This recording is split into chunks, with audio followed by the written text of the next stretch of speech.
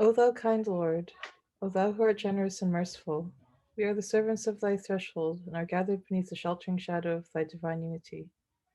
The sun of thy mercy is shining upon all, and the clouds of thy bounty shower upon all. Thy gifts encompass all, thy loving providence sustains all, thy protection overshadows all, and the glances of thy favor are cast upon all. O Lord, grant thine infinite bestowals, and let the light of thy guidance shine. Illumine the eyes, gladden the hearts with abiding joy, confer a new spirit upon all people, and bestow upon them eternal life. Unlock the gates of true understanding, and let the light of faith shine resplendent. Gather all people beneath the shadow of thy bounty, and cause them to unite in harmony, so that they may become as the rays of one sun, as the waves of one ocean, and as the fruit of one tree. May they drink from the same fountain. May they be refreshed by the same breeze. May they receive illumination from the same source of light. Thou art the giver, the merciful, the omnipotent. Abdu'l-Baha.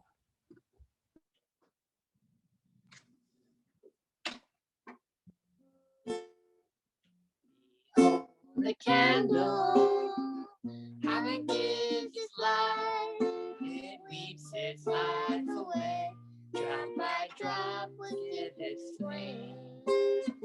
You must die to the world and so be born again, and enter to the kingdom of heaven.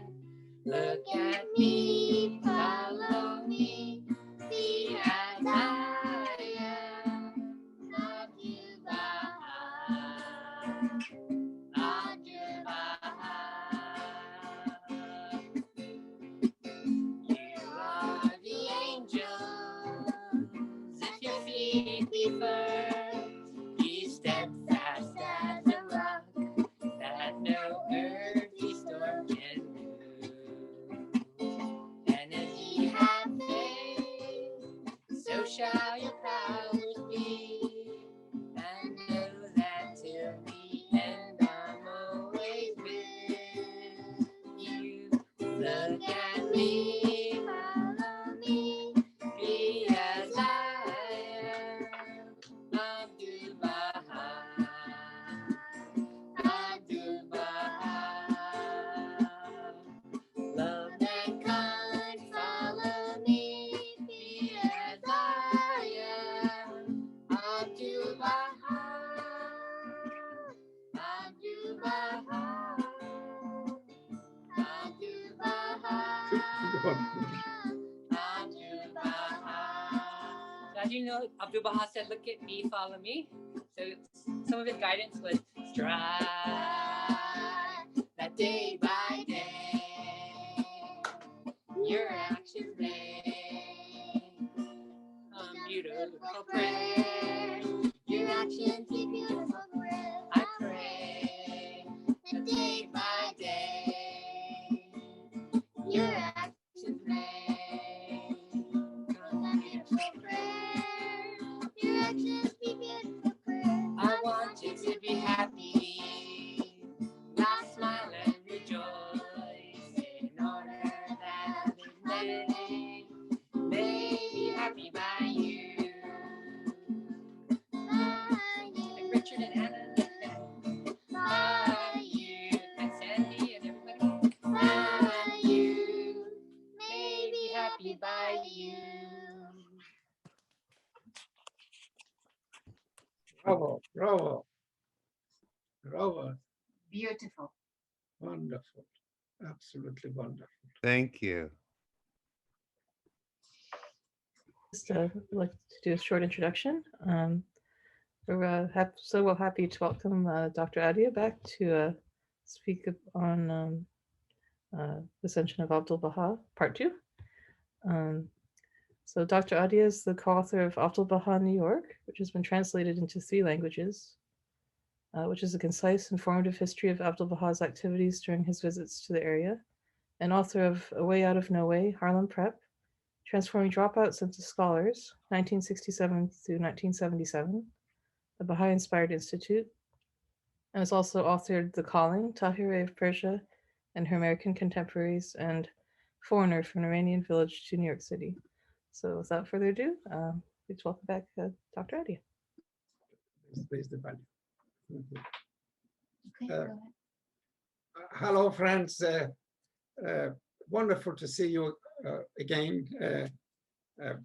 I guess you all know that we are commemorating the 100-year anniversary of the Ascension of Abdu'l-Baha. So this is part of the series of talk that will be presented.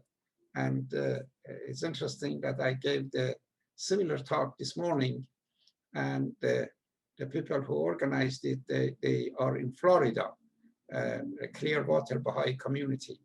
And it's amazing that to see now the Baha'is in Queens, Baha'is in Clearwater, Florida, and others, they are beginning to show some excitement and some interest in this 100 years anniversary that we are just starting.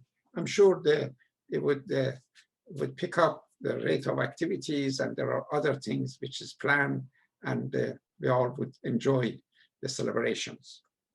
In the last session, we did review extensively what happened just before Abdu'l-Baha's ascension, that by numerous occasions, I mentioned that he was well aware that the end is at sight.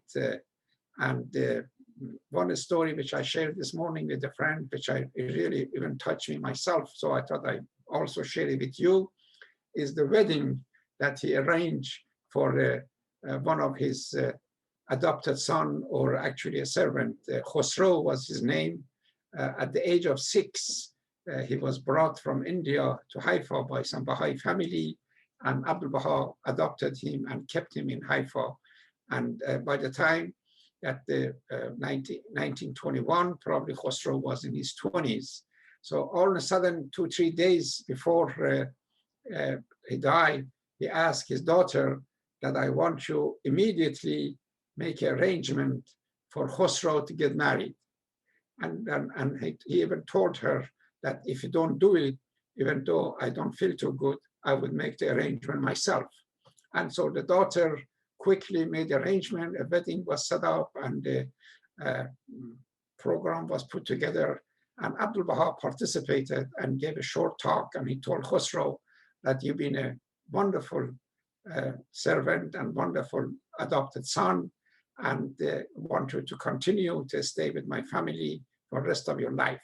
And then he mentioned the reason he did this, indirectly, of course, indicate that he knew that his ascension, how much is going to affect this young man Khosrow, and that he may even commit suicide, because he knew how the emotional states of the Khosrow, and he wanted to make sure he's married and he has this family responsibility, and he has a companion after Abdu'l-Baha died.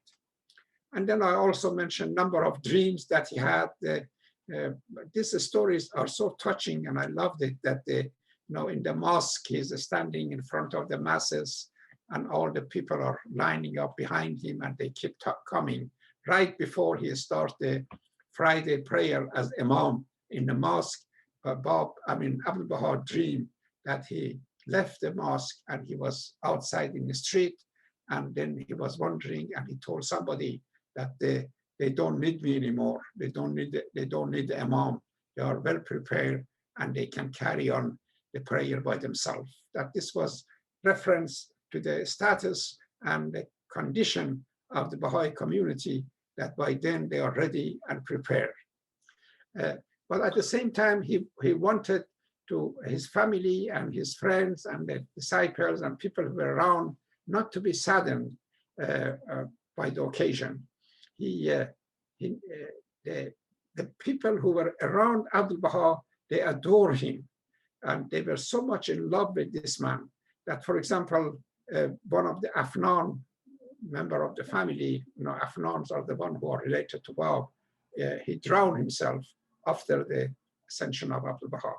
Another one, a gardener, Ismail Agha, 3 days after ascension of Abdu'l-Baha, he went to the top of the mountain. He walked around the shrine of the Bab, and he was ready to kill himself, probably with a knife or a sharp instrument, but somehow the friend came and they rescued him. Of course, in the faith, and Abdu'l-Baha discouraged that. He often has mentioned that the difficulty and problem they are facing today, it would resolve itself by tomorrow. We have to leave it to the hands of a God. Of course, we have to do our best to solve our problem, but the suicide and killing ourselves is not the answer. So on Sunday, November 26, I think, he had a fever in the morning, 104. And Dr. Krog, actually, he was a New Yorker who was residing at that point in Haifa, and he was Abdu'l-Baha's physician, examined him, prescribed some medication, and he felt better. That afternoon, there was a gathering next to the shrine of Bab on the top of the Mount Carmel. Those of you who were in Haifa realize that the place that now is Abdu'l-Baha's shrine, there was a huge hall in the old days. And that was the place that Baha'is would get together for the meeting. So on that November 26th, there was a gathering and celebrating the Day of Covenant. And I hope you know what the Day of Covenant stands for. The American Baha'i insisted to celebrate Abdu'l-Baha's birthday. He refused to do so because his birthday coincided with the declaration of the Bab in May 1844. But since they were anxious and they keep repeating, I'm sure Laura Gitzinger and Julia Thompson were behind this. So he agreed and he said, why don't you celebrate November 26th as a Day of Covenant? Because it was on that day that the Tablet of Branch was translated and was shared, and the station Abdu'l-Baha was clearly explained to New York Baha'i community. Well, that was around that time that Abdu'l-Baha declared himself to be a center of covenant and city of New York to be the city of covenant. Announcement went out after he died at 1:30 in the morning, Monday morning. He had he woke up, he asked his daughter for some water, he drank some water, and then his daughter asked him, would you like to drink some milk or would you like to have some food? And I think the last word that he told her was that I am dying and you want me to eat. And then after that, he lay down and he died. He passed away. Immediately, the people who were in Haifa were informed, the Eastern Baha'is and the Western Baha'is, Curtis Kelsey and Fujita, they went to Akka to inform the Baha'is there that the master is dead. And then lots of them at the middle of night, 1:30 in the morning, they began to come to the house of Abdu'l-Baha. And I think Mrs. Bush, John Bush is the one who a school in California is named after him. His wife has written a beautiful description of those days that Abdu'l-Baha died. And they said they all went on their knees next to his bed, and they said the sound of crying and praying and all that by his family, by his daughter, by the friend was unbelievable in that room. Later on, I think one of the pictures I would show is the bed that Abdu'l-Baha died. His sister, Greatest Holy Lev, took immediate charge of what was happening. She decided and recommended that the body of Abdu'l-Baha would be buried next to the shrine of the Bab, because there was a space and they probably dig and open a hole and the body was interned in that place eventually. But you all know that this coming year, they're going to transfer his remains to the new location, and it's going to be a beautiful place to visit in the future. The announcement went by the family in the papers, other places, that on a Tuesday morning at 9 o'clock, they would have a funeral service for the Beloved Master. Nobody expected what happened that morning. When they realized over 10,000 people showed up for the funeral around the Abdu'l-Baha's house. His casket was carried by 9 persons, including John Bush as a representative of American Baha'i community and his son-in-law. They take the body out of the house and for about an hour, gradually walk toward the shrine of the Bab in the top of the mountain. It took them about an hour or so to get up there. The procession was led by the group of trumpet player and musician, and then followed by the Boy Scout, and followed by the family, and followed by dignitary, and thousands and thousands of other people. It was a very unusual scene that day. Palestine has never witnessed such a thing, because that land always has been center of friction, feud, and animosity, and killing, and all that. But all of a sudden, that particular day, the Arab and the Jews, the Turk and the Armenian, the Persian, the Germans, the Indians, whoever was Baha'i and non-Baha'i, and some lots of dignitaries of the Palestine, they were following this casket all the way on the top. When they get to the shrine of Bab, a simple table was set, and they put the body there. And while his body was, Abdu'l-Baha was inside, and they put the Taj, the hat that Baha'u'llah was always wearing on his head, and they put them in, of course, the casket and lay down there. There were 9 speeches was given that day by different individuals. And I have found the English version of those speech. But then, since I have to make a presentation in Persian on the same subject, I quickly take some notes in Persian, so I could share it a couple of weeks ago. But I don't have them in English now, but I have it in Persian, my notes. So let me see if I can translate them, some of it, into English for you, so you get the feeling of what they were saying. One of the people who gave a talk, I only tell you 2, 3 of them, was a fellow by name Yusuf Khatib, who was one of the leading Arab writers and orator and speakers in Palestine. He mentioned, he said, "Oh, Arabs, we are burying today. They were burying the man who was great yesterday, but with his death, he has become greater figure. Don't cry for him. Don't be upset and sad for him. Be sad for yourself. You may cry for 1 hour for him, but remember that he cried for you for 80 years.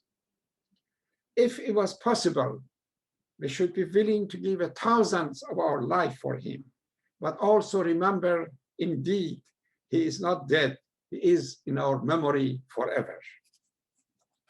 Another man by name Ibrahim Nasser, who was also a Christian writer, he said, I cry for the world because I have lost my living God. Palestine is not the only place that is sad. The whole universe lost. For 80 years, like a prophet and like a great disciple of the old days, he was among us. Oh, people of Palestine, listen to me. Abbas is not dead. He has gathered a new life, and he would be forever alive in our memory. His word, his behavior, his command, his advice would be forever for us. We may say goodbye to his body, but his memory would be for us. And on and on. The Mufti, the great figure of Mufti, is a leading religious leader in any country or city. He made amazing talks also. And he said, I do not want to exaggerate about Abdu'l-Baha. His life does not need exaggeration. He was the father of the orphan. He was the supporter of the hungry. He was the help to the poor one. And where are they going now, this wretched one? They have lost the blessed one. And then Abdullah Mukhlis gave a beautiful talk. And Solomon was a Jewish leader in Palestine, gave a talk in French language that is also available.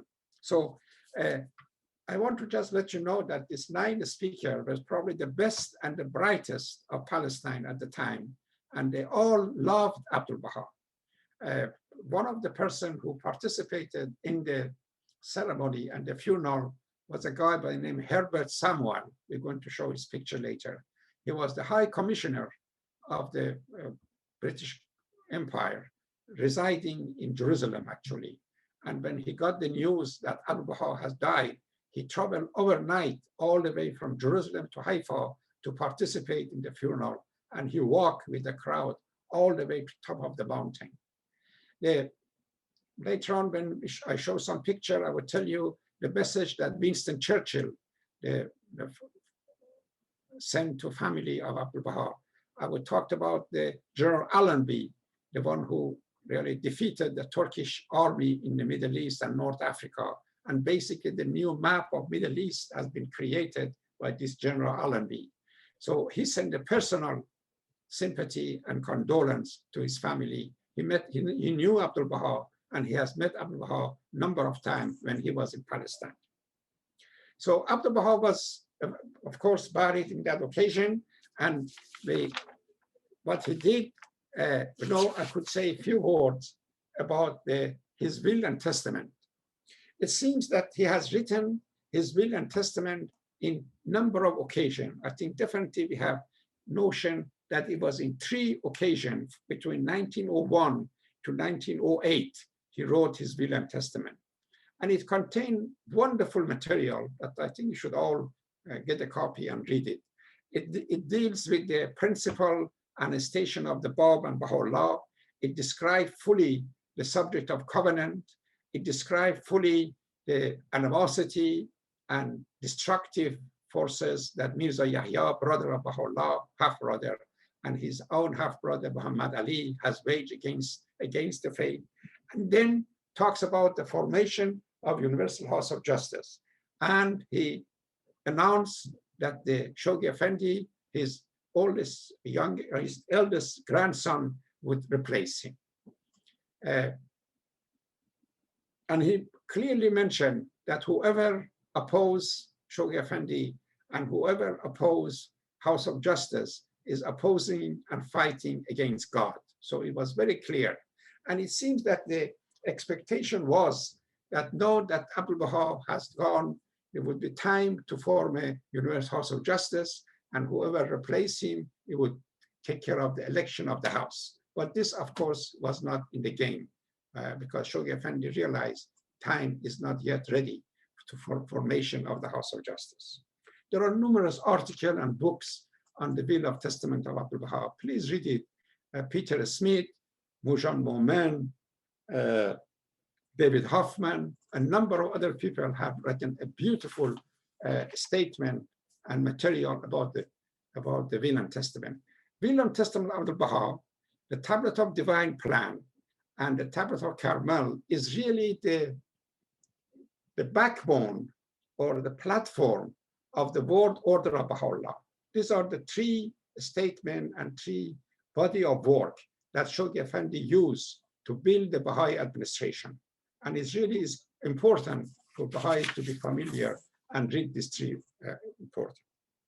Now, a month or so before Abdu'l-Baha gone, he asked his daughter, I think his name was Ziya Khanum, and her husband Hadi, please telegram Shoghi Effendi, who at that point was studying in London. You know, he first studied in Beirut, then he went to London in Oxford.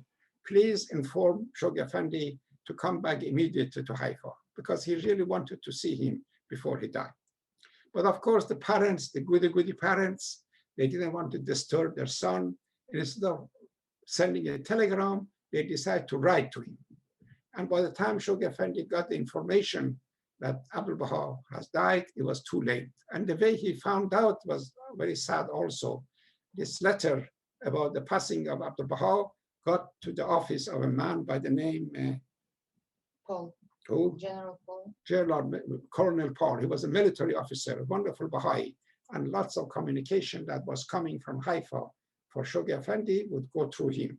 He communicated with Shoghi Effendi that he should come from Oxford to London to his office because he wants to discuss with him something very important. So Shoghi Effendi arrived, went to his office, and he was not there yet. And casually he looked at the table and he saw a telegram on the table that come from, I think, British Hall leaves that the master, Abdu'l-Baha, has died. It shocked him so much that they said he fainted. And this was really for the rest of his life, at least the first few years, completely overwhelmed him emotionally and mentally, that he lost the beloved of his grandfather. He was very close to him from early childhood. He would play with his grandfather. He would sing a song for him. He would have recited a whole bunch of prayers that he chanted very loud, because Abdu'l-Baha told him, this is not the time to be serious. Go and play, memorize prayers, and chant them very loud. And he used to chant them so loud that his family came to Abdu'l-Baha. He said, please tell the kid not to chant this so loud, because every time we tell him to be quiet, he said, Abdu'l-Baha, master has told me to say it loud. So the feeling was, some people realized that there is something special about these kids and he has a special future. But of course, nobody knew exactly that what would be. The dream of Shoghi Effendi was, and by that eventually he learned such a good English that he could be a good translator of the writing of Baha'u'llah and Abdu'l-Baha. And we know that he was very successful in this. Most of the work of Shoghi Effendi, besides, of course, his personal corresponding, about 18,000 letters he has written, and we have a copy of it in Haifa. Most of his work are really translation of different material, history, or the Baha'i, of the different Baha'i work. The only work that he's done independently is the book called God Passes By, which is a magnificent historical work. And I, again, recommend it strongly that you should all read that book. His contribution of Shoghi Effendi as a guardian of Baha'i faith, and I don't think so, if I remember, Abdu'l-Baha did not necessarily call him, at least in English, was not guardian. Somebody referred to him as guardian, and the guardian became a usual title to be used. So that was really a remark that a Baha'i made in one of their speeches and referred to him as a guardian. We all know that his contributions are so vast that his book has been written about, his writing, his beautification of the Haifa and Akka, his building of the shrine of the Bab, his appointment of many of the handover causes, and on, and formation of international council. These were some of the steps that he took to build this community and Baha'i community. He realized at the very earliest stage that Baha'i faith and Baha'i community is not ready to form the Universal House of Justice, because there were a bunch of Baha'is in America, some in London, maybe a few thousand in Persia, but it was not really prepared and ready to have such a magnificent body. So he spent 36 years of his life to build this foundation of local assemblies, of national assemblies, and all that. And we all know that eventually, after his passing, after the period of custodian of the faith by the hands, the house was full. What else I can tell you about Shoghi Effendi? Is there anything else that? There are lots of things, but let's try to show the Maybe if you can show some picture, I can elaborate, and then I can answer some questions if you have any. This is the picture of the funerals, and most likely this was taken by Curtis Kelsey. He was a good photographer. I think I mentioned he was the one who was invited by Abdu'l-Baha to go to Haifa to install electrical lines and generators around the shrine of the Bab. It was very important to Abdu'l-Baha and Shoghi Effendi to have as much light as possible around the shrine of the Bab, because Bab, in number of his letters and tablets, complained that those years that he was in Maku and he was in Chehriq, in the darkness of the night, was a freezing cold, and there was no light whatsoever.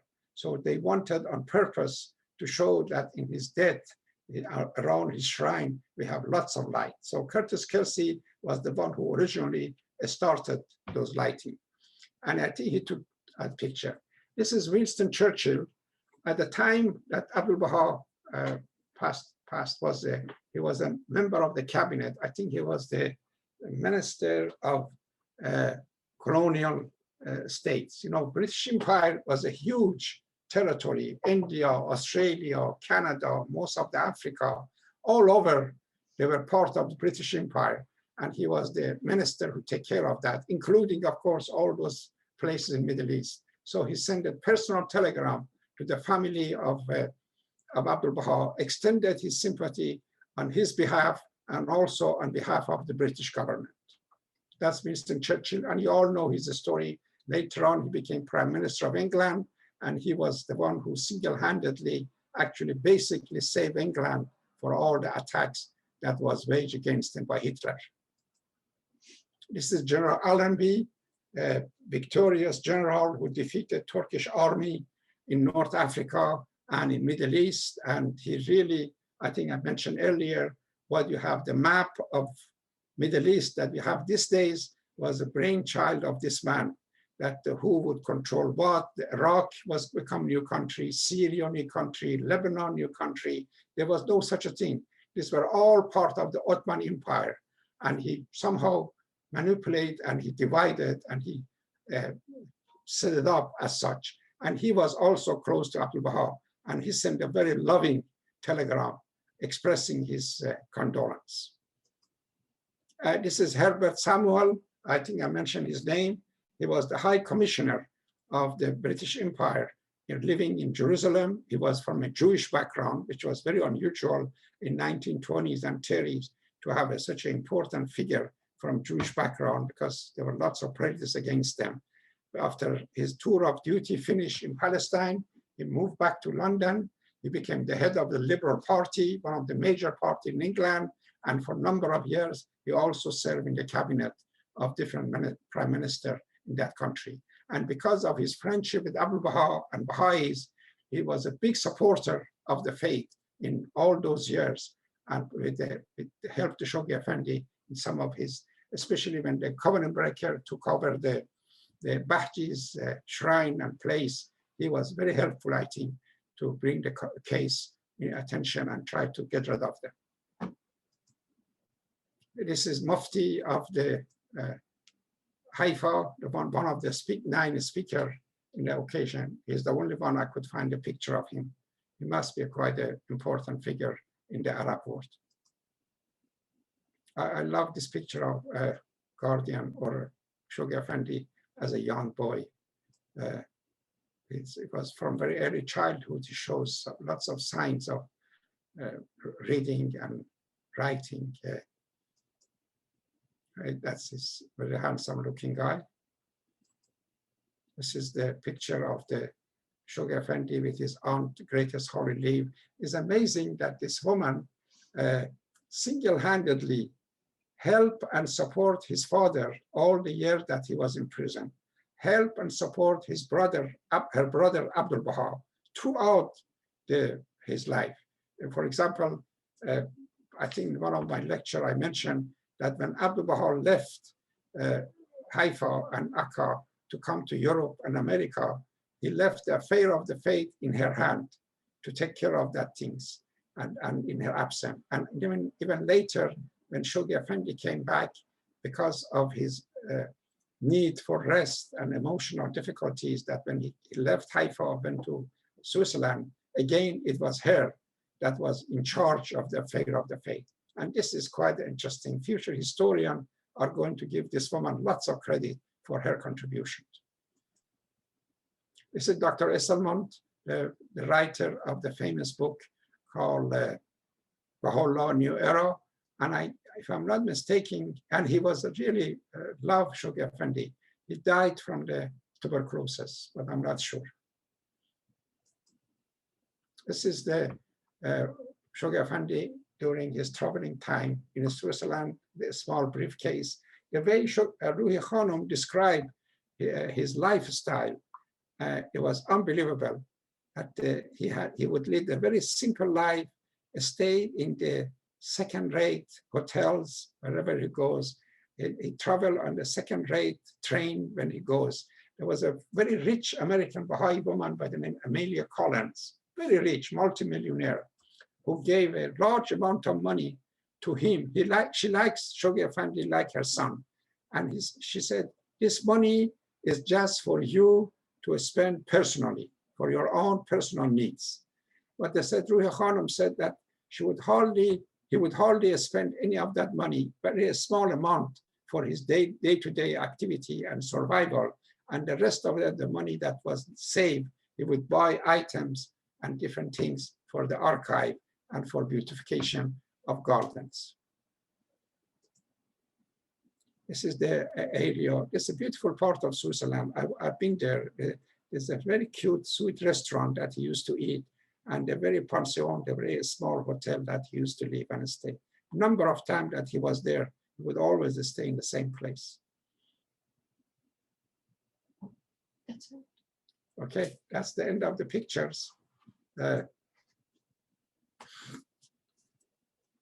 I'm finished, and if there is any questions, I wouldn't mind at all answer. So, thank you so much. That's really interesting. If anyone has any questions, we're a small group tonight, so maybe you can just, unmute yourself and go ahead and ask. I just wanted to say such a wonderful presentation. Thank you so much. You brought tears to my eyes. Thank you. Sure, you're welcome, dear. It is amazing. I was telling Tatiana, my assistant, you know, I was very exhausted today because I don't want to brag, but I had 5 Zoom commitment, and I was quite tired before tonight's session. But I told her that it's amazing. As soon as I began to talk about Abdu'l-Baha and Shoghi Effendi, I become alive. I don't know where I get the energy, but somehow, you know, this always happens. Thank you for the comment.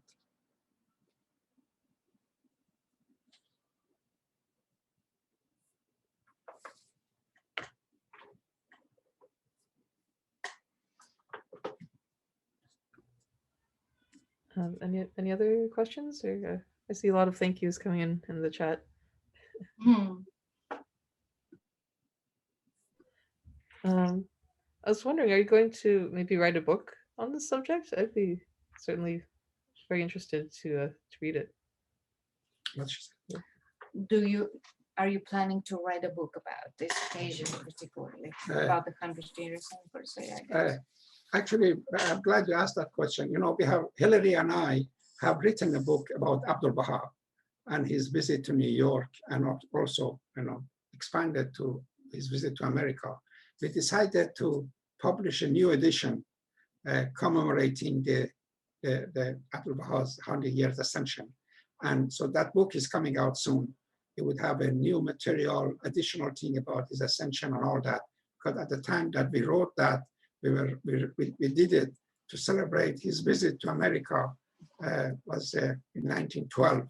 So now that we decide to update it and make it an occasion to celebrate his ascension. So that book is coming out, yes. Oh, wonderful. Can't wait to read it. I have the first edition, so I'm looking forward to the next. Mm-hmm. I don't hear here. Raise the bell. Oh, sorry. I said I have the first edition, so I'm looking forward to reading the next, the updated edition. Yes, that's fine. Okay.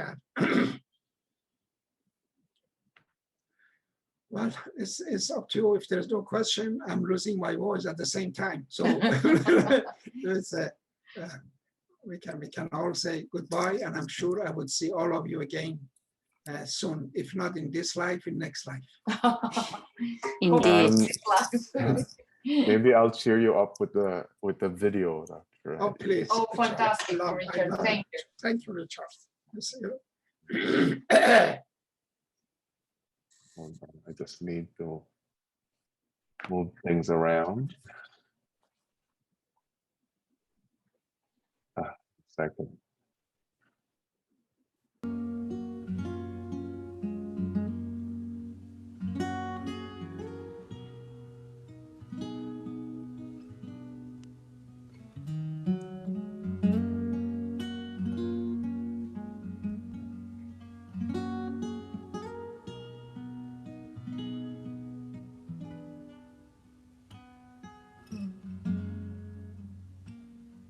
There was a man from far away.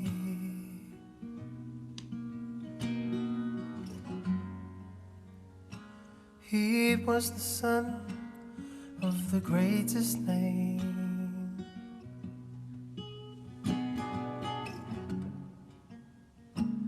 He taught us all how to love each other.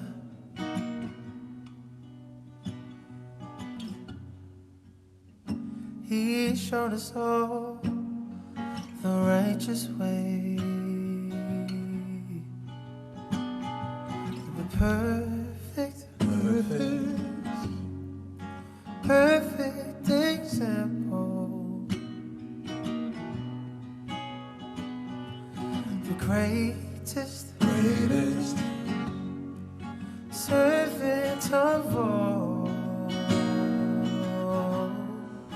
Abdu'l-Baha, Abdu'l-Baha,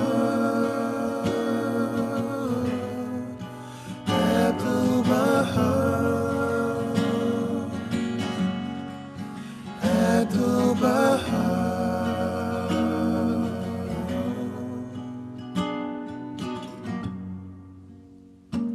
Like a flame burning in the dark,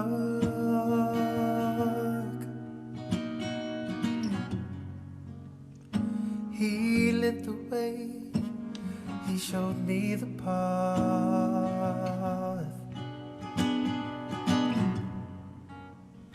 And everywhere he went, he showed love to all.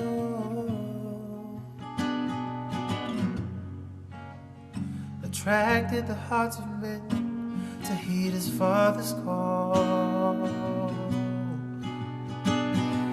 The perfect example. The greatest servant of all. Abdu'l-Baha,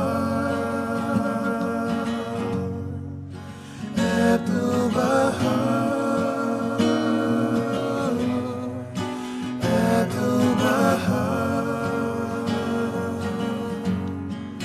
Abdu'l-Baha.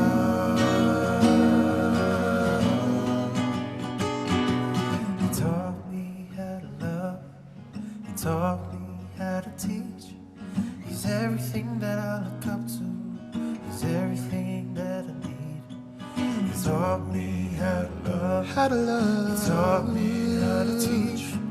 He's everything that I look up to, he's everything that I need. He taught me how to love, he taught me how to teach. He's everything that I look up to, he's everything that I need. He taught me how to love, he taught me how to teach. He's everything that I look up to, he's everything that Abdu'l-Baha, Abdu'l-Baha, Abdu'l-Baha, Abdu'l-Baha, Abdu'l-Baha, Abdu'l-Baha. Taught me how to love, taught me how to teach. He's everything that I look up to. Abdu'l-Baha, Abdu'l-Baha, Abdu'l-Baha.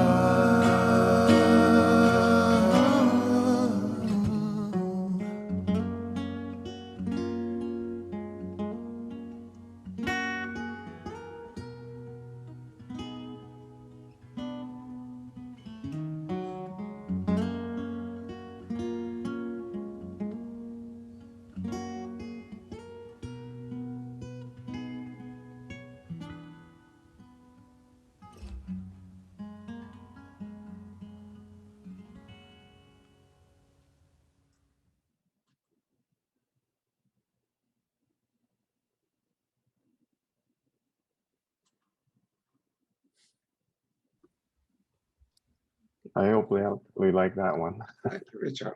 That was great. That was a good choice. Oh, we have Yes, a thank request. you. Oh, Richard, you have a request. Before for we end, yeah, I would like to take a picture. Oh. Like we more usually do. Sure. Here, come close. All right, everyone, show your beautiful faces. Ready? Nana? Mark? Ready? Yes, we are ready. Say 1, 2, 3. Got it. I did not even blink. Oh, thank you.